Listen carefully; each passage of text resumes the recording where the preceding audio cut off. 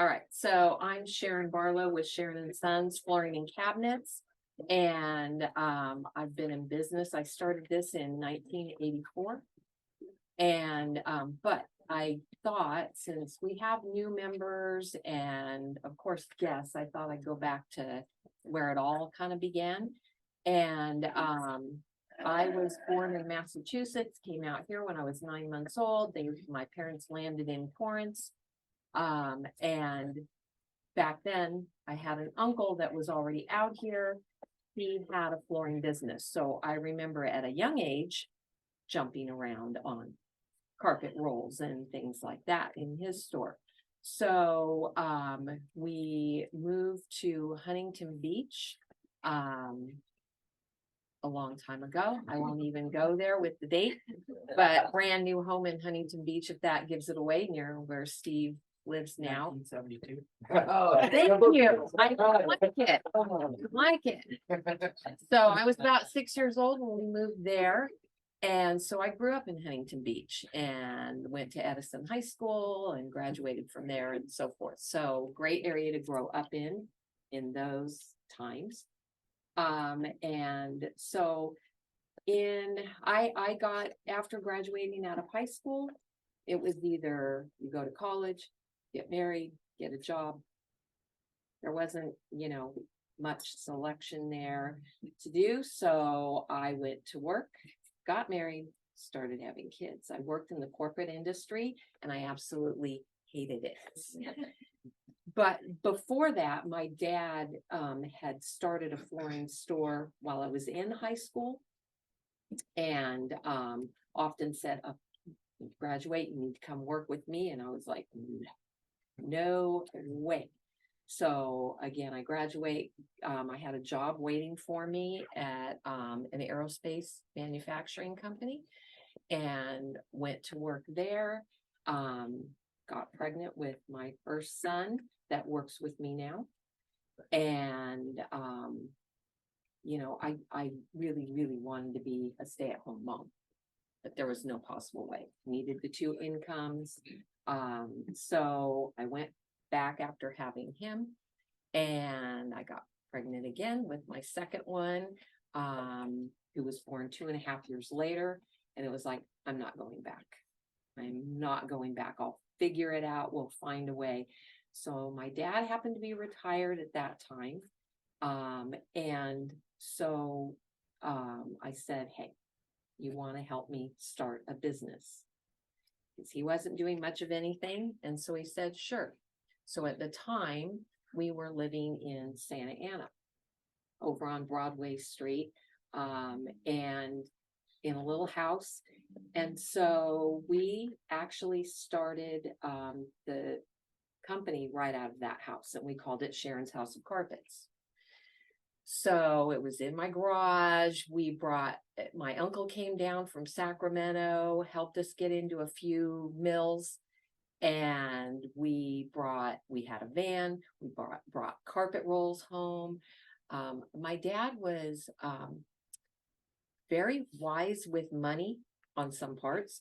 So he took grocery carts from the store, cut them off and made dollies out of them. So we were unloading these rolls with a rope tied around the roll and to a tree, and then dropping them on these dollies and rolling them into a garage. Well, I started doing property management work. I was advertising in the Penny Saver back then. So I had 2 little kids, sometimes by myself, and trying to wait on people that were coming to look at whatever we had in this garage and doing business out of that way. So we lasted with doing that about 6 months, and he was taking the boys on a walk around the block, and the next street above us was Main Street in Santa Ana there. And it was all commercial building right there, and our house was in the back. And so he saw a sublease, a property that they were subleasing, and it was an automotive parts store. And so they had 6,000 square feet total, but 2,000 of it was separated. So we took that 2,000 square feet and we subleased from them. And we started in that portion, and before we knew it, we were outgrowing that space. And so the auto parts, they went out of business. So we got together with the owner and we ended up leasing the entire 6,000 square foot building, which was built in the 30s. So with that, we just stocked a lot of product. Carpet back then was huge. So we had rolls and rolls and rolls of carpet in this warehouse and displays and things like that we do now. And we grew that big in property management, also residential. And then after 10 years, my dad retired out. And then in about 2000, Christopher came on, my oldest son. And at that time, back up a year in 1999, I ended up leasing another building in Anaheim that the owners of my building also owned. It used to be a tile store called Color Tile. You remember those? And so he said, hey, they have some displays and things that they're leaving behind if you want to come check it out. Well, I checked out the store and I said, oh, well, what if I lease it from you and, get another business going here? So I did that. So we had 2 locations. And then we jumped forward to 2006. And in the meantime, the owner had passed. They had no children, but he was married. And so, but in 2006, her nephew came to me and plopped down 2 new leases on both properties, which tripled. Yeah. So I said, well, I'm going to keep my Santa Ana location because that I had since, 85 going into it. And I got rid of the Anaheim location that didn't make any sense to keep. And so we were back into one, facility. And she then turned around after I let go of the Anaheim building. This was about a month later, came to me, and her nephew comes in and he said, you either buy the building or you're out. So I don't know how we did it, but we did it, and we were able to purchase the building. And they did carry back paper for 10 years. But we had to give them a hefty deposit down on the property. And so they carried back the paper, and in 10 years, we either had to refinance or they would take the property back. So they came to us with about a year left. And that was in 2016. They wanted me to, give her the money, that we owed her. So at that point, we laid it all out, and we had gone through some rough times in 2008 and all that into 2013 and things like that. And so nothing was making sense on keeping that property. So we laid it out there to either refinance it or move. And God took us in a direction of putting that property up for sale. Things were not moving then. And within a couple of weeks, we had an offer. And so then we had to be out. This was in October. We had to be out by December. We leased back a month and had to find a place. And there was nothing really to purchase that made sense. So we ended up here, and we've been here ever since. And it was the best move ever to get us out of an area that was not very good at all. I was always very involved with the city, working on different things to make that area better that we were in. And I finally said, I'm done. And we moved here. We're still in Santa Ana, but yet we're in just a better location. So back in 2005, after my son had been with me for about 4 or 5 years, he wanted to get into the cabinet end of things. We did all kinds of flooring at that point. our carpet, wood, tile, vinyl, and had that all nailed down. But he wanted to get into the cabinet end. That's a really hard industry to get into if you want to go with a good manufacturer. So we aligned ourselves with a group that allowed us to get in with these manufacturers. And after about 10 years, finally being with this group, we were able to get out from underneath that, and we had all our prefab cabinet lines, all made in the United States. Just great quality product. One of the lines that we have that we carry can be custom size made, so we can make it to any size that anybody wants. The other nice thing about working with a large manufacturer like this, lifetime warranty. The paint and the stain is all baked on. So you've got a good quality product on that. So Christopher really, just launched that and taught himself, the 2020 program that he uses. He was self-taught. He had nobody teaching him at all on that. So it's incredible on design work that he does and how he can put things together from, designing, the cabinet layout to backsplash material and their flooring and the paint colors and all that kind of stuff. Now, do we love to work with an interior designer? Absolutely, because they make our lives a lot simpler as well. So we love to work with those interior designers when we're working on a big project like that to help the client just make quick decisions and choices and stuff like that, where Chris is better serviced on, putting together on that CAD program and doing things like that, than really, going through the pains of picking out all these colors and things that go with these projects, which you can do, but it sure makes life easier when you have an interior designer on your side to do that. And of course, great GCs and tradespeople like we have in this group. We work together all the time. So totally blessed in that area. But the products that we carry are all going to be mid to high end. They are not going to be, I do have low end in the back room here on hand for those that we need them from time to time, especially in the property management, larger projects that we do. But on the floor out there is all mid to high end. That's the clientele that I want. I want somebody that's looking for quality product that's going to last in their home. And even in a commercial setting, something that's going to be high performance in a commercial setting.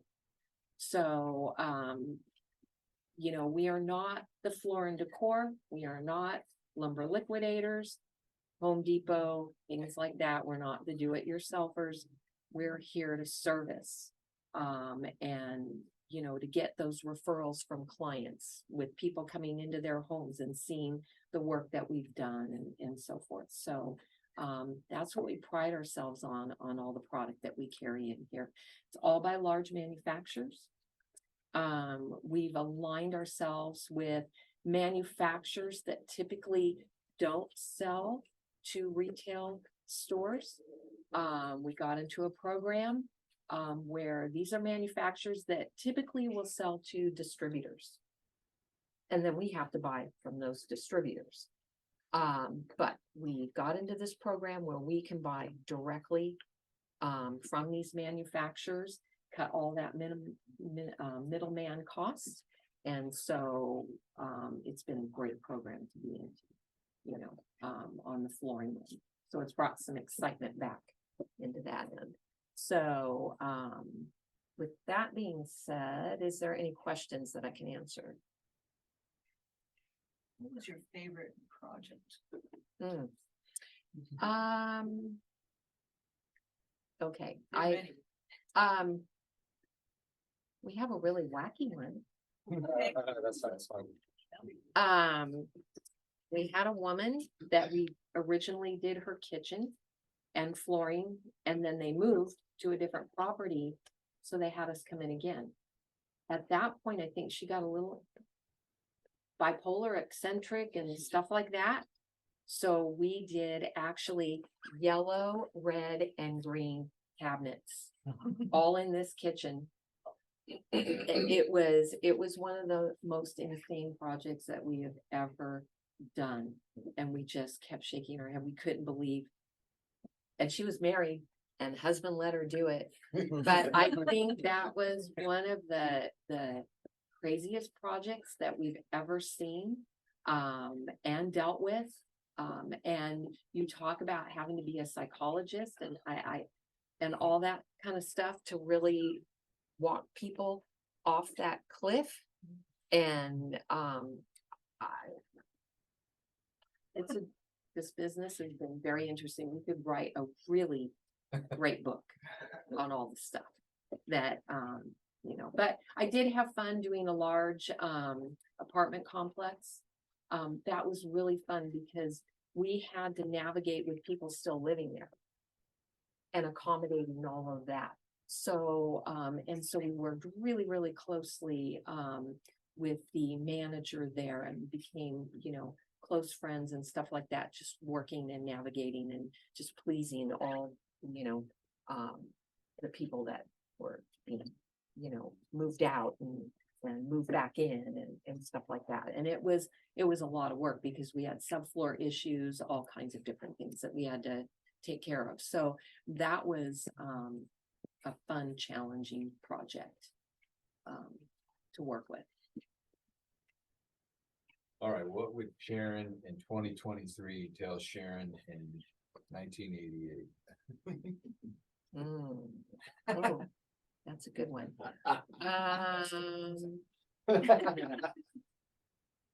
Don't do it. Especially with your dad.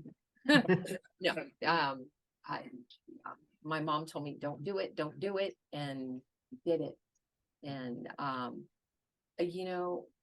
I don't know, the joy of being able to have my kids in the business. And then I never pushed them into it, and now they're into it. And, so it's very cool to see all of that. And then being able to allow other employees to bring their children when we had the room and we had, the capability to do that. That was fun. But, I've seen, it's like, stash that money for those hard times. Yeah, that's what I would say, boy, just so that you can rock and roll right through it. Hey, Sharon.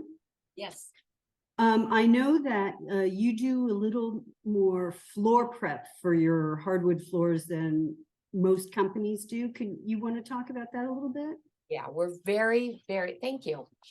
So we have a lot of product that we keep on hand for all our floor prepping.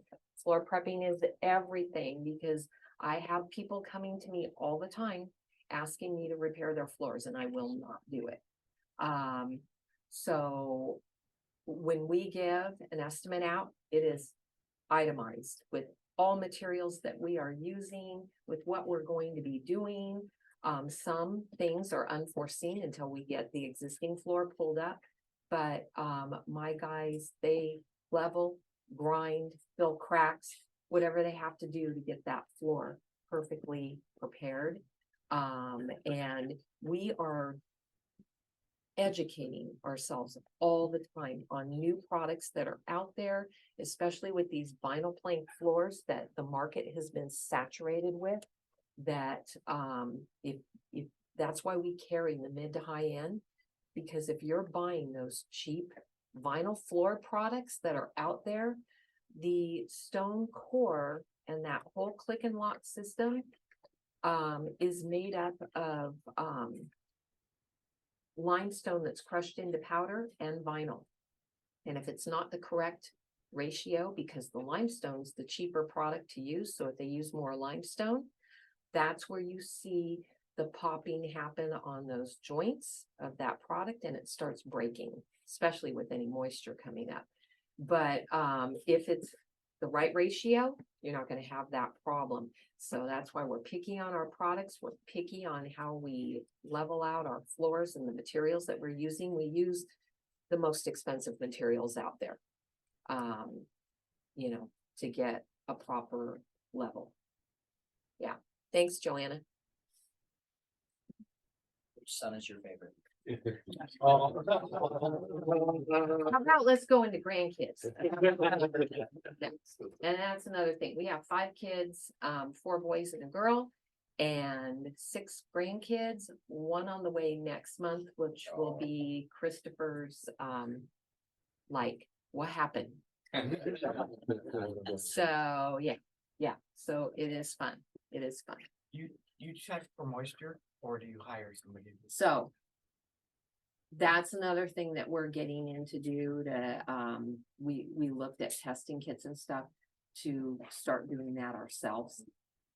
Because that is a big thing, especially here near the coast areas and stuff like that. So we're really, really careful.